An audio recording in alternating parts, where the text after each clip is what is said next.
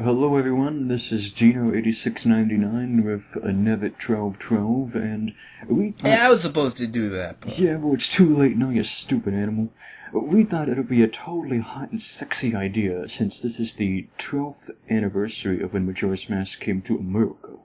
If both of us talked about our first experience playing the game, and the experience we had beating the game. Now, since I am the more sexier man here, I think I will go first. Nevet, you don't have a problem with that, do you? Yeah, I don't have a problem with you going first, but I do have a problem with you saying you're the sexiest man here. It has already been decided. So, you're just gonna have to calm the hell down and let me blaze through. Alright, you take the reins. You better believe it. Now, check this out now. I got the game when it first came out, October 26th, 2000. But the thing about this game was, it was one of the first games I remember where I learned a lot about it before it came out. And I know it's kind of a common thing nowadays, with the internet and all of that. But, I had Nintendo Power back then, and my friends, they had, other magazines and all of that, and I would just, look at the pictures in Nintendo Power, and my mama would, read me the articles and tell me, oh, it's gonna be like this, and it's gonna be like that, and, I knew almost everything about the game before it came out, and I was really excited about it. So, when the day finally came, my mama drove me to Babbage's, and that's, what it used to be before GameStop took it over. Anywho. Yeah, man, I had that too, except for instead of instead of Babbage's, it was called EB Games, Electronics Boutique. We had that too, but Babbage's sounds more manlier. It sounds like, Yeah, but they were both bought by that other one. Yeah, the Beast GameStop. Anywho. So, I got the game, and I'm super pumped up, and I take it home, and I stick it in my, Nintendo 64, Hey, wait, can we say that here on YouTube? Say what? Stick it in like that? Uh-oh, somebody's gonna have to edit that out. Well, looks like it's me. Maybe it's you. Anywho, I thrust it inside. I pelvic thrust it inside the system, and I'm starting to play it. I'm looking at the, the intro, the show's clock time and all of that, and I'm just amazed. I'm like, oh my god, it's finally here. I'm finally able to play it. And then, my mama comes in the room, and she says, honey, I'm gonna have to use the phone. I gotta call my doctor. Because we only had one phone in the house, and, it was in my room. So she gets on the phone, and I'm like, Mama, get out of here. You're ruining the experience. She's like, no, let's only take a second. It turned out to be like 10 minutes. And then she finally left. I'm like, oh, now I can get into the zone. So I'm playing the game, and I'm really getting fired up, and I go to Clocktown, and, Nevet, you're finding this to be funny. The post boxes, and whenever you talk to them, they're like, ka-ching, please deposit your mail here, or whatever. First time I talked to them, I got kind of scared by him. It's like, the way they said it, it's like, hey brother, if you don't have any mail, you can just get the fudge out of here and leave me, because I don't want to be anywhere near you. So that kind of freaked me out, and I had no idea what to do. I didn't know I had to, even though it was clearly told in the game by Tattle that you had to find the fairy, I had no idea where she was. And, I was just hanging around, and then I thought, okay, I have no idea what to do, so I'll just stand here and wait for the moon to fall and see what happens, because I thought that when the moon fell, it was gonna be like little asteroids and meteors were gonna, fall onto the town, and it was, gonna be destroyed in, real time, and not cut to a cutscene. But, anywho, my mama says, you gotta do math homework, and blah, blah, blah, blah, blah, whatever. And, that was my first experience playing the game, and I really enjoyed it, and to this day, I still think it is my favorite game of all time, and there's lots of reasons why I think that would take way too much time to explain. So, Nevet, why don't you, jump in and tell us what was your, first time playing the game? Alright. My first time playing the game was actually my birthday, December 12th, 2000. Now, unlike Gino, I guess I didn't have disposable income to spend on a video game in the middle of October. So, Well, not the middle, towards the end. Whatever. That's not my point. My point is, I didn't get it until December 12th. And great day that December 12th was, a weekday. And you know when I got it? I got it in the morning. So I was like, man, I wish I could stay home from school. But, no, you're going to school, Steven. Ah, shucks. So I go to school, and, I'm thinking about it the whole day. And I finally get home, and I'm able to play it. So, that's really my first experience. I had a lot of cool... I was reading the text and all that. It was like, looking for a friend. I'm like, that's Navi. I'm like, whoo, Navi. I never disliked Navi, so I don't know. Everyone's, oh, no, hey, listen. Well, hey, you listen. Navi's great. So, played it, loved it. It was just a cool game to play. Yeah. Great. It was actually the first Zelda game that was exclusively mine. The first one I played was Ocarina of Time, Mm-hmm. and then I got a Link's Awakening DX. I bought that with my sister. It was kind of half and half, even though she never played it, so it ended up being just mine. But the first one was actually mine from the very start. Was Majora's Mask. So cool. Loved looking through the manual. Anyone else love looking through the manual? The pictures are great. Remember, on my when I was sick from school, before this, I would stay home sick. I wasn't allowed to play video games, but I was allowed to look at the manuals. So I did. And you know what? The manuals are awesome. If you never looked at manuals when you were a kid, you had a terrible childhood. If you were alive before video games had good manuals, you had a terrible childhood, and you probably lived on a farm. Then again, I live on a farm, so not a good excuse. So, I can't really remember any specific things about the day I played it that day, because I was only 9. But, single digits. Last year, being in the single digits, got a great Zelda game. One of the best. One of the best. One of the best. Your turn. Well, going off on a small tangent, and we don't want to take up too much time, because there's a lot... bitch, please. We want to take up as much time as we can. Believe me, there's a lot of things I want to talk about Zelda, but if I go on and on, because I did this one time, I was going to make a video talking about how much I love Zelda. I stopped Audacity and I looked, and the audio was 25 minutes, it's too long. But I just want to go on this... Well, shut the fudge up. Go on this small little tangent. You were talking about how awesome the manuals and the pictures are and everything, right? Right. I remember there was one issue of Nintendo Power. It was the issue right after the Majora's Mask issue. There was a picture of Anju in it, and I thought it was super hot, so I cut it out and I kept it. Man, I got you one better. Man, and this is embarrassing. To this day, I'm like, why did I do this? During those times, I would keep the manuals, but sometimes the cardboard boxes would get broken up and, eventually thrown away. Mm-hmm. Because, I don't know. Today, if I bought an N64 box, then I would probably have a lot of disposable income, because a new Ocarina of Time one's $500 now. But, if I had that, I would keep it in the box. I'd keep it super nice. I wouldn't mess it up. I mean, I've got my Oracle of Ages box still, mint in its box. Where as mint as you can get it when you have a box for 12 years. Oh, yeah. Me. Just like that. You with your boxes. So, I love boxes. Boxes are good. So what I did with the manual, I liked it so much. I wasn't into reading that much. I really did like the pictures. So me, the stupid idiot that I am, cuts up all the pictures, right? Yeah. I cut them up and I make them into a scrapbook kind of thing. That's really sexy. Well, not a book, but I actually paste it on the side of my my bed's headstand. Mm-hmm. Because my headstand had a foot of space and a foot wide and then 4.5 foot tall. Mm-hmm. So, I just plastered it with all these pictures. It got Anju. it had the Zoras and the Gorons and the Dekus and and all the different links. And I was just like, yeah, this is awesome. Years later, I was like, what the Frankfurter was I doing? And I rip it down, and I'm like, got a bit too carried away there, did you? That's embarrassing.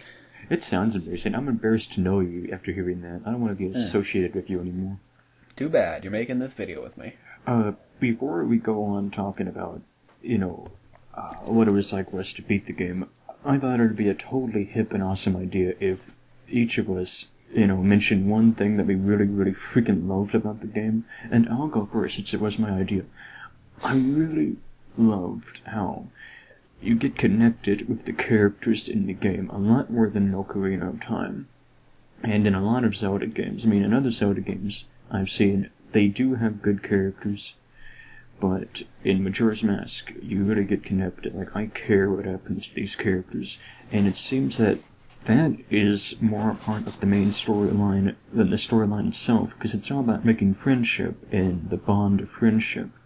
So, when you interact with these characters like Anju and the organ grinder and Romani and all of that, you see their story, and they all have different stories and personalities, and that's what I really liked about it. Like, just one of the many things I liked about it. Now, what about you, freak? The game's awesome. Yeah. In every facet of the imagination. It really got me reading. I never liked reading. Yeah.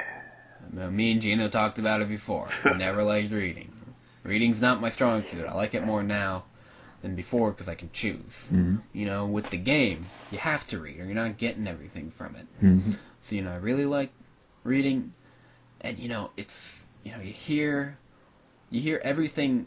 I probably read everything the character said twice. Oh, yeah. Sometimes in games, you read it once, then you kind of skip through it and go through the gameplay. I read everything twice. I loved it. It was so cool.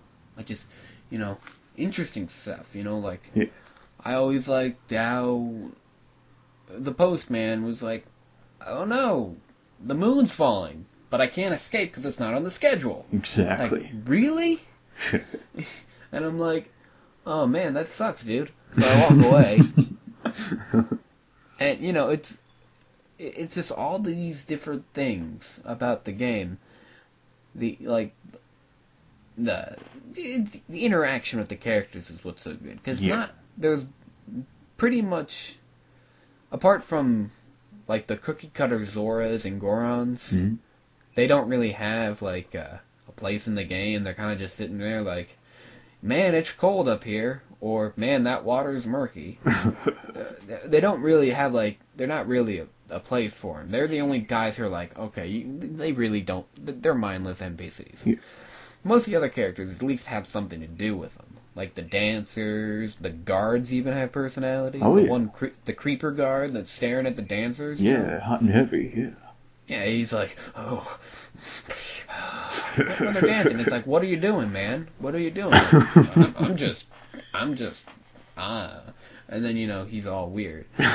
Everyone has, their own little personality. And that's cool. Yeah, and what you said about character interaction, that's a pretty common thing now, like in games like Mass Effect and all of that. But I think back then, you still had character interaction, back then. But this, like what I was saying, you really get involved with these characters, But, Greybeard, moving on to, the day I beat the game it was in April. I don't know exactly what date, but whatever.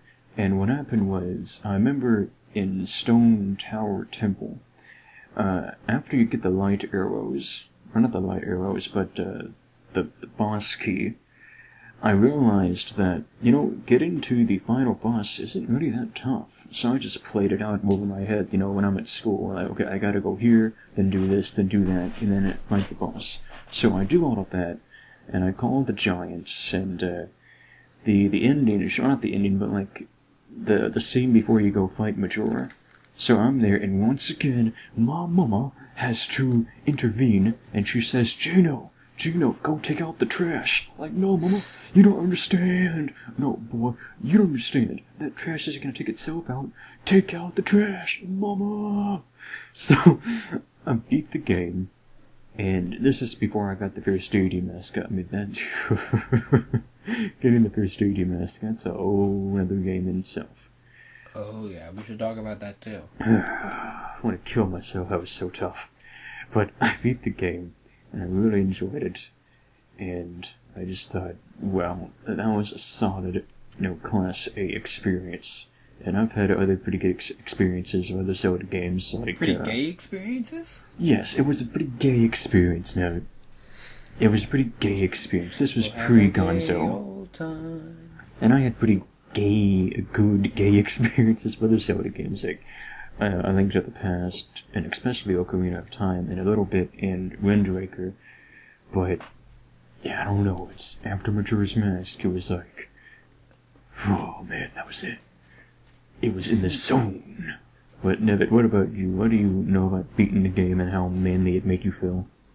Well, it's kind of hard to remember because it's like I've beaten the games. I had the game on like 3 different platforms. I don't have it on N64 anymore, but I had it on the N64. I had to sell my N64, to get GameCube games. Oh no! Yeah, beyond the point. I had it on the N64. I had it for the deluxe Zelda thing. The collector's edition. The collector's edition, yeah. Where the sound was really bad. Yeah, where the sound fucked up all the time. And I have it for the Virtual Console on the Wii. So, why do you need it that many times? I just do. And if they make it on the 3DS, I'm going to have it there as well. Lucky. I don't care if you can't see it, Gino. It broke my heart when Ocarina of Time came up with a 3DS. Like, oh, Miyamoto, you're killing me. You're tearing me apart, as James Dean would say. Oh, and you love James Dean. I love him like a man. Unless, he's loving you and you're the woman. Man. But, I beat it. I didn't have the Fierce Deity's Mask the first time I beat it, because who does? Unless you're using a guide. I mean, seriously. With me, getting the Fierce Deity Mask it wasn't really getting the mask. I mean, the only 2 masks that really gave me trouble was, the couple's mask, obviously. Well, yeah. And the Awakening Mask, because it took me forever to kill all those scatula things in the Great Bay. Man, are you talking about skulltulas? Well, ever since I was a kid, I would call them scatulas. Man, you must have not been reading, because that's skulltula. And I used to call the redeads deadbeats. Man, those deadbeat redeads. Yeah, my sister and I used to call them deadbeats. They would grab a hold. Like, the first time that ever happened, my sister was like, wow, I don't think I want to play this game anymore. Like, no, it's really fun. Keep on playing. I mean, man, I remember the first time the parts with getting the Fierce Deity Mask, we've all played it. And if you haven't, you're an idiot. No offense, guys who haven't played it, but you're an idiot. To get them, you gotta go through those 4 areas with, the easiest part by far is the Deku one. Oh, yeah. Because it's right there. You just gotta you just have to fly through them, you know? And it's not that hard. The hardest for me was the Goron one. That's the one. It is the Goron one's the hardest for me as well. I hate it. Well, I remember trying to do it the first time. I think I gave up getting the mask at that time because I was like, ugh, I can't do this. The guide said to just let go of the joystick, but that clearly doesn't work. Well, it's the first... I never got past, the first few ones. And then I was like, wait, maybe if I just let it go forward. And, then you hit the thing. You turn you turn left automatically. And it's like, what? No, you don't. What are you talking Yes, you do, because you hit the chests, and then you turn right. Well, I don't know what kind of and then you hit the other one. Then you have to manually turn right. See, every time I do it, I would go straight, and it would just bebop and zoom around and do the exact opposite of what I wanted it to do. No, you're doing it wrong. You're doing it wrong. I remember clearly what happened and what had to be done. And you know what? It worked for me, so there's something wrong with you. Obviously. The second hardest if not the hardest, if you get down the Goron part, is the, you can't really call it the Goron, you can't call it, like, the human one, but, you know, the one that's based off the Stone Tower Temple. Yeah, like, the gauntlet thing where you fight all those monsters and the iron knuckles. You gotta fight all the monsters, but the monsters aren't the problem. The problem with me was setting off the one switch. There's a couple switches that you have to set off with, like, bomb shoes. What? That was... What are you talking about? That was easy. No. One of them... Shut up. One of the bomb shoes you had to, like, get in the middle of the ceiling, and it's like, you couldn't do it here, you couldn't do it there. Like, you had to get in the right spot, or the sweet spot, or something. It never worked for me. You know, because you had to use the bomb shoes, and it's like, what's going on? You know? And it just didn't work. I'm gonna put video up if I can. Yeah, we need video. We can't just have our faces, or at least not your face up here. No, not my ugly mug, but hey, I just got a haircut. So I'm looking pretty snazzy. Well, I got a haircut too, and I would say that my haircut's more sexier than yours any day. Hey, you better put on some glasses. Don't want to see those blind eyes of yours. Big old juju eyeballs. Alright, so that's, you know, the Fierce Deity Mask. The first time I got it, I was like, sweet, and then I beat him and like, well, that was easy. Oh no, I didn't even beat him when I got it the first time. I was so excited that I just automatically played the Song of Time and saved and then turned off the system. Like, I don't want to risk dying. I turned it off and then turned it back on to see, like, oh my god, I still have it. And I think I just stopped playing, like, for the rest of the day, like, at least I have. Well, I think I went to the boss rooms and messed around there. Like, I fought Odorol, and I'm like, this is so much easier with this mask on. I know. Do you know the trick to beat Gota, or Got, or whatever his name was, in Snowhead Temple? You know the trick to beating him, don't you? What's the trick? You just stand in that one area, like, in front of the door, and shoot him as he's passing by and he can't hit you. Wait, is this with the Fierce Deity Mask or without? No, without. What? Yeah, you could just, that's how I always do it. You stand, like, you hit him with the fire arrow to make him move, and then you just run to the door, and, you just look forward, and you can see him run past you, and just shoot him in with an arrow every time he runs past you, and he can't hit you.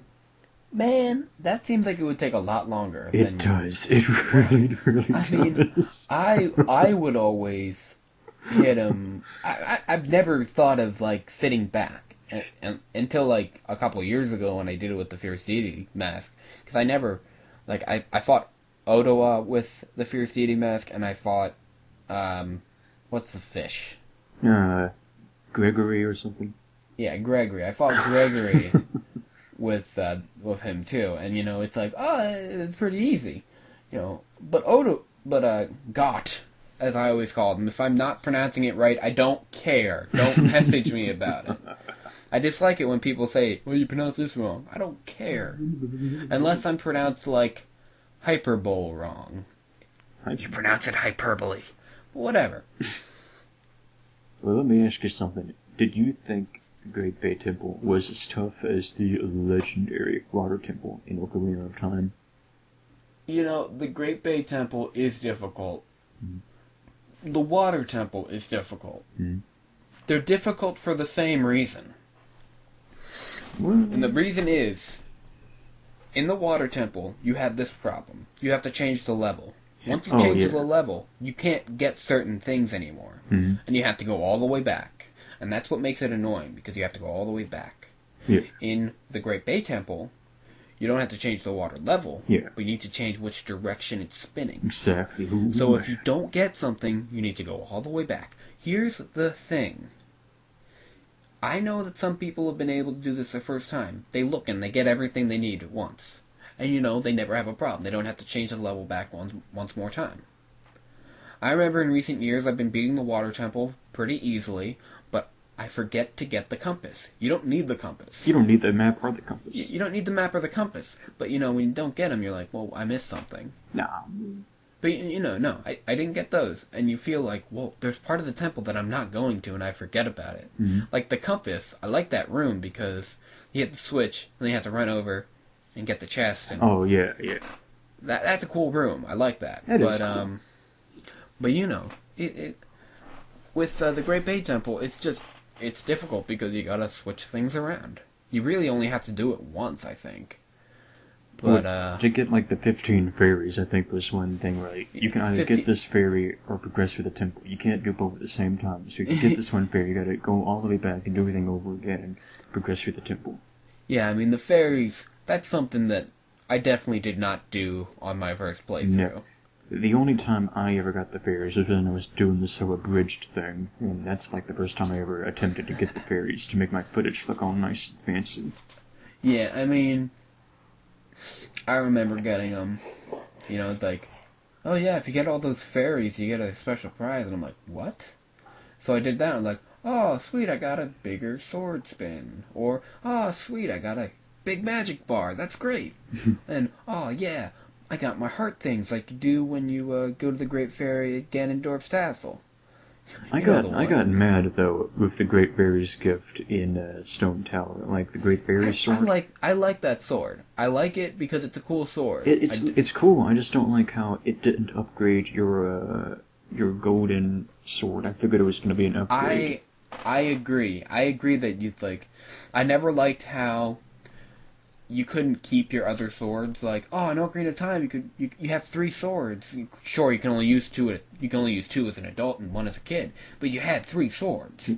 In this game, oh yeah, you had the Kokiri sword, which doesn't look like the Kokiri sword in Ocarina of Time. I don't know what they did to it, but I always liked the golden sword, because you remember that Brendan Fraser movie, The Mummy? It came out in '98 or '99. Yeah. Remember that one scene where, like, he like gets that sword and he's fighting all those mummies, like, around the end? Mm-hmm. I used to, like, go to Ikana Graveyard and pretend I was Brendan Fraser fighting mummies with that sword. I'm Brendan Fraser! I never did that, but I do like that movie, and I do like Majora's Mask, so I do understand. The sword I always liked, but was disappointed with, was the Razor Sword. You know? It looked cool, but you can't... It was in the artwork. Yeah. It was in the artwork. I don't think...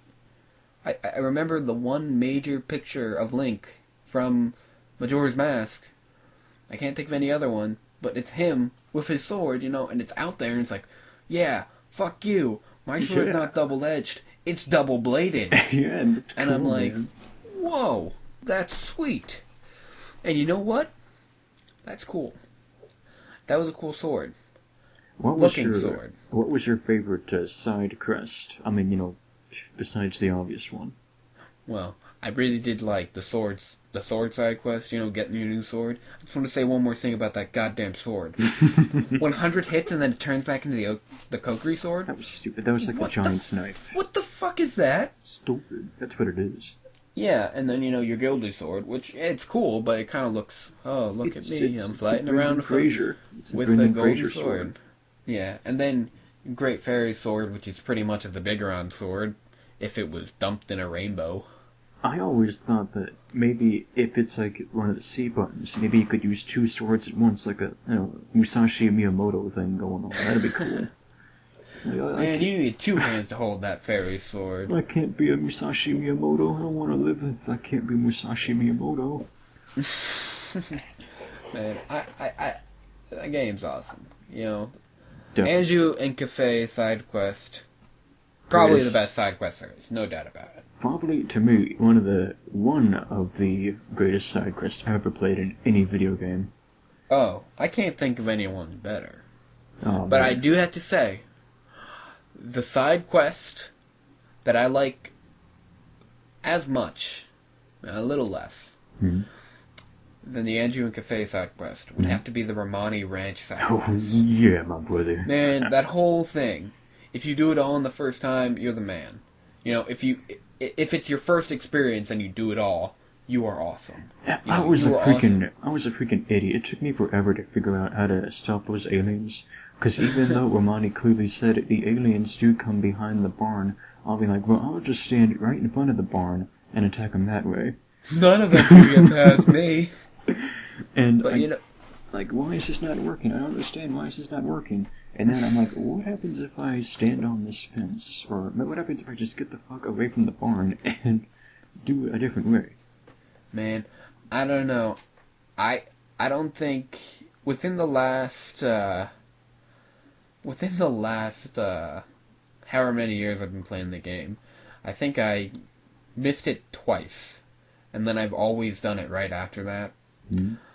But, getting them all is, it always makes you feel like you are gonna die. What, getting all the mask, or what are you talking about? Playing that part of the game where you're shooting the aliens. Yeah. It's like, I feel like I'm gonna die. And I remember one time where I was shooting him, and I was like, oh crap, the one behind the barn. And I turned around, and he was there, at the barn. Right in front of you, yeah. And he got at the barn. Oh, what have you done? But, weirdest thing, I'm not gonna be able to duplicate this. Like, because it must have, it was like, I don't know, the Holy Grail. Got to the barn, then it struck 4 o'clock, or whatever time the sunrise. And you know what? Romani came out. Oh, they're gone. Thank you. And then she walks back inside, and I look at the barn. And the roof's gone. Whoa. As if the roof was gone, as if they had gone there, fucked up the roof. But I went through. I think I loaded the screen again. The roof was back. It was just the weirdest thing ever. It must have been a glitch gremlin. It might have been a glitch, but it was no gremlin, because it did not fuck up my game. Man, you know what's awesome about those alien attacks? If you go to the ranch around like 2:45 in the morning, like they're already there. It's like, it's not like you go there and then for like a few seconds and then the cutscene happens. It's like they're already there. Because I tried that one time. I figured, what would happen if I go there like after 2:30? Oh yeah. And they're already there. I was playing the 3-day challenge, and if you don't know what the 3-day challenge is, YouTubers, it's where you do everything you can in the first 3 days, with the Deku Scrub, and then the second set of 3 days, you beat the game. You have to do a lot. Oh yeah. And it's not easy, like, oh, I just do this, that, and no, it's not. There's a formula. You have to, it's like, you have to go to the first temple, get the arrows. Like, fuck you, first temple, leave. Go to... you gotta do it like this. Go to Snow Peak Mountain. Go through that temple. Get the fire arrows. Leave. Shoot down, the powder keg. Get the powder keg. Go to Romani Ranch. Because you need a Pona. Get a Pona. Leave. Go to the graveyard, get the captain's mask, leave. You have to get the Gorman's mask, you gotta get that mask. Then you gotta... It's always better to do the alien side quest because, It's fun. It's fun, and you get another bottle. Yeah. Because at that point, you've done 2 temples and you haven't beaten either one of them. Gotta accomplish something. Then you gotta go to Zora, Zora Coast. Yeah. Save Maku. I always said Maku, but then I heard Maku pronounced, so I'm gonna say Maku. Yeah. I don't have much stock in Maku, like I do Ocarina. I don't care if it's Ocarina, I say Ocarina. I used to call it Ocarina. Yeah. But, you gotta do all that stuff to do the 3-day challenge. It's not easy. But I kinda just gave away how you do it, so... When you did the Romani side quest, did Krima give you a hug, or did she give you money? I've only ever done it, like, I know you get the mask the first time. Mm-hmm. I have never gotten the hug. Oh, baby, she's giving me lots of hugs. How do you get the hugs, man? I don't know anymore. I think it must be... You don't have to have the mask in your C button inventory, or maybe you don't allow any of the milk jars to be broken. I don't know, because I used to be able to do it all the time, and now she only gives me money, like a reverse slot. So I don't know. You still doing it on the GameCube version, or the N64 version? Oh, maybe that's the reason. That might be. It's like the whole Muslim thing on the N64 and the GameCube thing. Yeah. Crescent Moon. Well, it wasn't just the GameCube version. There were several different releases of Ocarina of Time. Mm-hmm. Like, the first release had, you know, the crescent moon and star, which was oh, that's a Muslim symbol. You can't have that in your game. Okay, we'll take it out. And they also had the Fire Temple had a theme song that apparently sounds like a Muslim chant. Now, I don't know. I've never heard the chant. I've never heard... I must have heard the song because I had one of the original copies. Now, let me ask you something. Now, I just thought about this. Since the GameCube version of the game came out, I think in, 2003 or something? It was before the Wind Waker came out, so yeah 2003. And Ocarina of Time came out in 98. So, what I'm getting at is, do you think if 9/11 hadn't have happened, would they have really cared so much about the whole symptoms? I don't think it has anything to do with 9/11. I know, I mean, I'm just thought about, like, I think it has more to do with the fact that out of all the things that people are sensitive about, religion is probably the most sensitive. I mean, I don't want to say, Muslim equals extreme. I don't want to say that. Of course not. I'm not saying that either. Yeah. And I'm not saying that Muslims are more offended than any other people.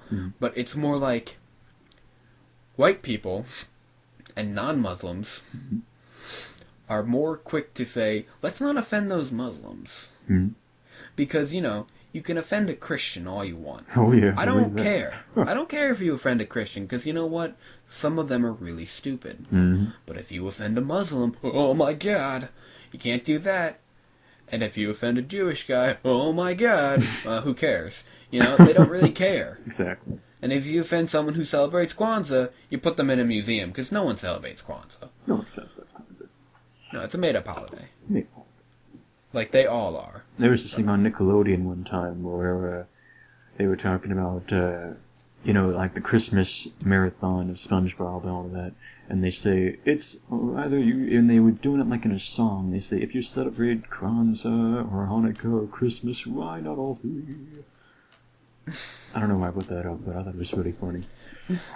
I always remember the Rugrats, Christmas, Hanukkah, Kwanzaa. Oh, yeah. Or whatever it was. But, way off topic. Ocarina of Time. Yeah. Way off topic. We're not even supposed to be talking about Ocarina of Time. We're supposed to be talking about Majora's Mask. Yeah, But, Majora's Mask itself, I think, had some changes in it.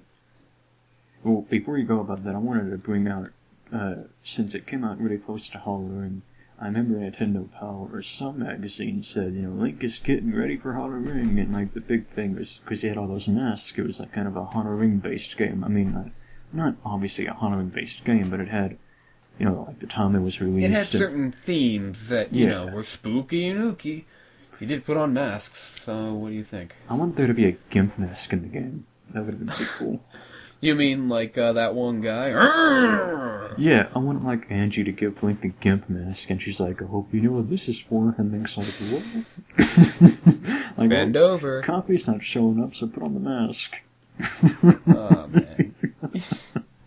Yeah, you made Andrew a dirty thing. I made Copy a wife beater. Yeah, you did. And if you haven't seen that video, don't. Yeah, you don't want to see that. You don't want to see Zelda in the Hood episode 1. Yeah, you probably don't want to see how angry I can sound and how brutal. Yeah. I think I scared Gino the first time I read those lines. Yeah, because I never heard you actually get like Al Pacino. Like I showed you that clip of Al Pacino in The Godfather 2, and he's like, "You won't take my children. You won't take my children," and like he just punched her in the face. Like, yes. That's exactly how I want you to act in this scene. Exactly. And you know what? I think I did a pretty good job because I scared Gino, and I actually scared some of my other friends because they were like, Nevit's angry. Like, Steady Snake, I know it's angry. But, Majora's Mask, great game, 12 years old. 12's my favorite number. There's one more thing I wanted to bring up. Since we're already way over the time limit, there's one more thing I might as well bring up. There's no time limit. Yeah, you gotta edit this, so power up, brother. The one thing I really enjoyed about it is, in this, I like this and I'm not against, like, Mario RPG had this, and Ocarina of Time had this, and some things, where it's like, you're going from place to place, like, you go to the swamp, and you're like, hey, there's trouble in the swamp. this young boy will fix it. It's like you're like a drifter, like an old, Sergio Leone restaurant, like those old Clint Eastwood movies. So like he would go into the town and he would like there was trouble brewing, and he would fix it up. And he would just go from place to place, like how in Mario RPG, how you would go to all these places, like in the Mo Village and all of that, and you would fix this stuff. And that's what I really liked about it, and how you could, like, change a few things around and not even call it a Zelda game. And the storyline is strong enough for it to stand on its own as just an individual game away from the Zelda series. Like the same thing with Link's Awakening. You could change a few things, and you could just call it, like, Majora's Mask, and leave Zelda out of it. Yeah, that is true. That game it's very unique. Considering that most Zelda games prior were going to take Link's Awakening out of the equation. We have Zelda 1 and 2, both about Ganon. Okay. A Link to the Past. Ganon is in there eventually. Yeah. Agnihim's there. But, Ganon's there eventually. Ocarina of Time. Yeah, Ganon. You're fighting Ganon. Now, let's leave A Link's Awakening out of this. Because all the games are about Ganon or Ganondorf. I used to think Ganondorf was a Namek. Because he was green. Yeah. Piccolo, he hatched from an egg. And so did Ganondorf. Technically, from a woman's egg. Well, yes, we all hatch from eggs then. Biology mixed in. But then, you have Majora's Mask, which, apart from it being Link and the Happy Mask Salesman, who is also in Ocarina of Time, you're like, this doesn't really have anything to do with Zelda in it. You ever... Oh, Link, remember the Song of Time, and let the Goddess of Time protect you. I mean, I remember that from Ocarina of Time. Wait a minute, I don't remember that at all. You remembered the Song of Time. I sure as hell didn't learn it that way. You ever consider that, like, this seems like a game that Tim Burton would direct or create? Because, like, all the characters, they look happy, but at the same time they kind of look psychotic. Yeah, this game definitely has its share of crazy people. Like the shopkeeper. Crazy sad. Like the shopkeeper guy, he's all happy, but he's actually, like, head of the black market. And he's kind of like a jerk, actually. He is a jerk. He won't let Deku Link shop there. It's like, nah, I'm not letting any scrub shop here. He's a racist, and then when Psycho comes in, like, I'm gonna give you 5 rubies. What? Alright, make it 2 rubies. Or what? Alright, how about a gun to the face? Yeah, and then you have that crazy ghost. Which ghost? There's a lot of ghosts. Well, the ghost that dances. Oh, yeah, the Michael Jackson one. Hee. No, the Michael Jackson guy's Todd from Wind Waker. Oh, baby. Or Tot. I forget his name. I'm pretty sure his name's Tot. And Tingle, don't forget Tingle. How he's kind of you got Tingle in there. He's creepy. But you know what? I'm going to say it here and now. Tingle is not that bad. That guy's the biggest meth head I've ever seen. He breaks bad, I know. Yeah, he's Mr. White. He's like Jesse he doesn't cook meth in Lavan. He cooks it in his balloon. Yeah. Are we gonna cook here, Mr. White? No, Pinkman, we gotta go to the desert. It's freaking bad. But you got what's that? Pamela's dad, who turns into a retarded Gibdo. Mm-hmm. I mean, that's sad. And that whole oh my god. That was sad. I can understand why the Gibdos don't like that song. I don't know why I'm laughing. That song is fucking creepy. Isn't that the song that plays in Mario 64 in the ghost house when you're on the merry-go-round? Oh my god, is it? I'm pretty sure it is. Because they do that. They do that in like I think like the song for the Lost Woods and A Link to the Past is the same song in the Mysterious Forest in Super Mario for the Super Nintendo.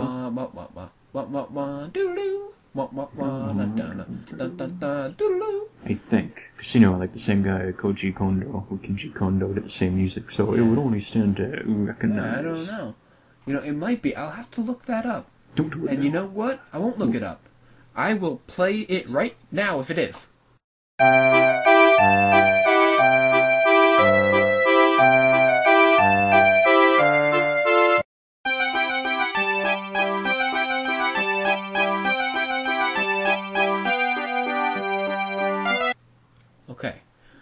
if it is, it is. If it's not, it's not. I still haven't played the game yet. Video editing at its finest. And by finest, I mean worst.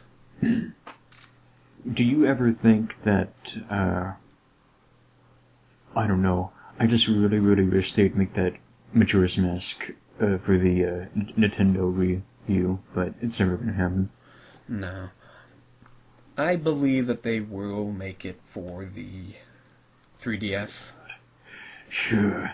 Okay, coming to a closure, because I could just hate to imagine how much you're gonna have to edit this. But 45 minutes so far! You serious? 'Cause I haven't been timing this. I have Audacity running. Oh, there's one thing.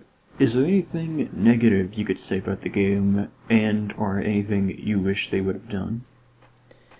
Well, the negative portion, I would say, is that there's some uncertainty about the game. Hmm. Like, is this a dream? Is it an alternate dimension? What happened? You know? Yeah. It might have been some manuals say it's all an alternate universe with some other, like, in this place where Link has to do this. And it's like, there's uncertainty. That I don't like. I've grown to appreciate the same character models in the game. You know, I understand. The game was made in 2 years. Yeah. Which is an amazing turnaround for a game. And the graphics were a lot better with, like, the expansion pack. I mean, the expansion pack made it so that you could have an area bigger than Hyrule Field, all in one place, and you could see it all. And, like, the sunset and the sunrise, like, the detail in the sky looked amazing. I loved it. And, of course, it did have some loading screens. Oh, yeah. Day to night was loading. Mm-hmm. But that's good. It separates them. And, that just means the clock's ticking. Yeah, I mean, the thing is, like, I think they could have, like, not done that, but I think they did that on purpose, like what you just said, like, to show emphasis, like, hey, 36 hours left, you better hurry the fuck up. It adds more urgency to what you're doing. Yeah, that moon's not just gonna fall meteorites down from the sky. That would have been so cool if it did that. Like, but, like an in-game crash. Do you find anything negative about the game? Well, before I do this, one thing, you were talking about the alternate dimensions and universe. When I was playing the game, I had, like, this little fanfic going on inside my head.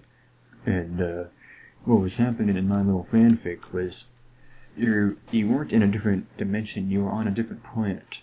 And the Mask Man said that Termina, Hyrule, and those two places from Ages and Seasons were all 4 planets connected by a solitary connection energy wave, and if one planet was destroyed, everything would be destroyed. So he said, after you save with Termina, you have to go to those 2 places in Ages and Seasons, and that's how I connect Ages and Seasons. Okay, so what you're telling me is that you were on drugs even back then when you were 11. You have no idea the messed up fanfic I would make with all these games. I found a way to connect in my twisted fanfic. Like, when I would go back and replay the games, I would say, fuck you to the story, I'm gonna make up my own story. It's like that episode of The Simpsons where Homer was watching this video, and at the end they were talking about it. And Homer's like, oh, well, when I get bored of a video, I just make up my own movie in my head. But anyway, like, that's gonna take way too much time to explain, but what I was, oh yeah, one thing that I kind of don't like about it, but I can see why it was in there, was when you go to a temple, you basically kind of have to do everything then and there. I mean, you can get the item, and that's okay, but if you get the boss key, you can't save and go back. If you get any keys at all, you can't save and go back. It's like, it's a straight shot, and that really frustrated me in Great Bay. But, well, I guess you just gotta fucking man up and do it. But one thing I wish they would have done, but this would have, like, added a lot more to the game that it would have delayed it probably, like, 6 months, is, the sewer system in Clocktown? I think they should have expanded that a whole lot more, so that it can, like, the sewer system in Paper Mario? No, what's that? Okay, well, there was a sewer system where once... Oh, the sewer system. Yeah, what do you think I was saying? Silver system. Yeah, it's Silver Hawks. Yeah, the sewer system how everything is kind of connected. Or like when you get the fire arrows, you could break down one area and you could like it's all connected to Snowhead and Woodfall and all of that. So it makes everything more kind of compact. And I love it when games do that, where it connects everything. Like Banjo-Tooie. You ever played that one? I think I might have. How they basically connect all the levels together in a certain way. I really would have liked if they would have done that with, like, just have a pumped-out sewer system. I think that would have been cool. And have it to where the sewer system is a dungeon, and you would, like, go to the secret staircase and, like, come out on top of the stockpot inn, and then, like, do a hook shot across the, South Clock town, and, like, you're running across the town and into the sewer, and, like, it's one big dungeon. I don't know if I would have liked that. I think that would have been weird. Well, it's not. I like the game how it is. I mean, it's not like the town is the dungeon. It's like you just see, like, you could be inside the stockpot inn and see this one room way above, and you're like, oh, I wonder where that is. But when you're in the sewer and you're doing the temple and you come out and you're in that room, like, oh, so that's where that door led. It led to the really complex sewer that could never work in real life. Well, I think we've talked about this game enough. Yeah, this went on way longer than I thought it would. Still, great game, and it's worth it. Amazing game. If you haven't played it, for the love of God, stop listening to us and go get it on a freaking emulator if you have to. No. Buy a Wii and get it there. Yeah, spend your money on something you can get for free. Whatever you do, just get it. Just play it, you stupid animals. It's really good. You'll really like it. Yeah. So this is Gino8699 and this is Nevet1212. saying good night and good luck. Yeah, good luck, guys. You're gonna need it.